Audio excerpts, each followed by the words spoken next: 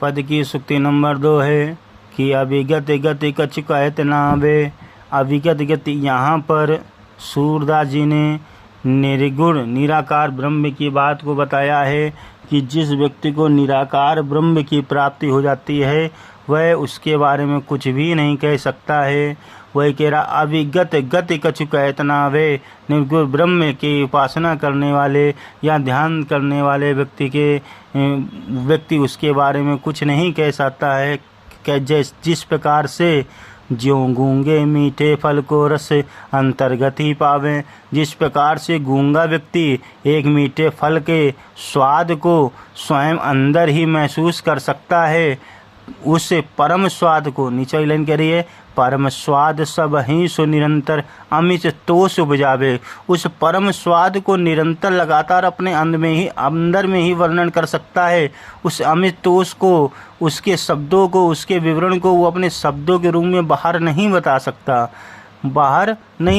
क्यों? कह रहा मन वाणी को अगम गोचर जो जाने सो पावे।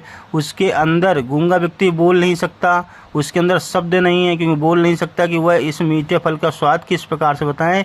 इसी प्रकार से निर्गुण ब्रह्म के बारे में जो जान गया है उसके पास उसको व्यक्त करने के लिए कोई भी मन में या कोई भी शब्द नहीं मिलते उसको वाणी में कि वह उसके बारे में कैसे बताएं।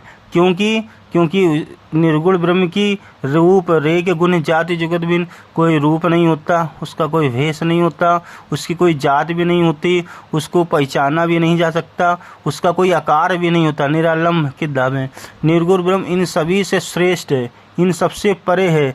जो इसको प्राप्त कर लेता है वो इन सबसे परे हो जाता है। इसीलिए यहाँ पर सूरदास जी कह रहे हैं सब विधि अगम विचारित आते। मैंने इन सभी विधियों पर जब विचार किया तो सूर सगुन पद पावे। तब हमने सूरदास जी कह रहे तब मैंने कृष्ण के सगुन पद का गायन करना आरंभ किया। कह रहे अविगत गति कछु कहत न आवे। निर्गुण ब्रह्म के बारे में शब्दों में नहीं कहा जा सकता।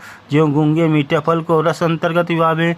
जिस प्रकार से गूंगा व्यक्ति मीठे फल के भाव को, उसके रस को, उसके स्वाद को अंदर ही ग्रहण कर सकता है। परम स्वाद सो सभय सु निरंतर अमृत तो उपजावे। उसके परम स्वाद को वह अपने अंदर ही महसूस करता है, बाहर शब्दों में नहीं बता सकता है। उसी प्रकार से निर्गुण ब्रह्म के दर्शन करने पर व्यक्ति अपने मन वाणी को अपने अंदर ही रह सकता है, शब्दों द्वारा बाहर व्यक्त नहीं कर सकता। क्योंकि निराकार ब्रह्म की, निर्गुण ब्रह्म की कोई भी ना रूप होता है, ना कोई उसकी जाति होती है, ना उसका कोई आकार होता है, ना उसकी कोई क्रिया होती है। वो इन सबसे परे होता है। इन्हीं सभी विषयों पर विचार करके सूरदास जी श्री कृष्ण के सगुन पद का गायन कर रहे हैं।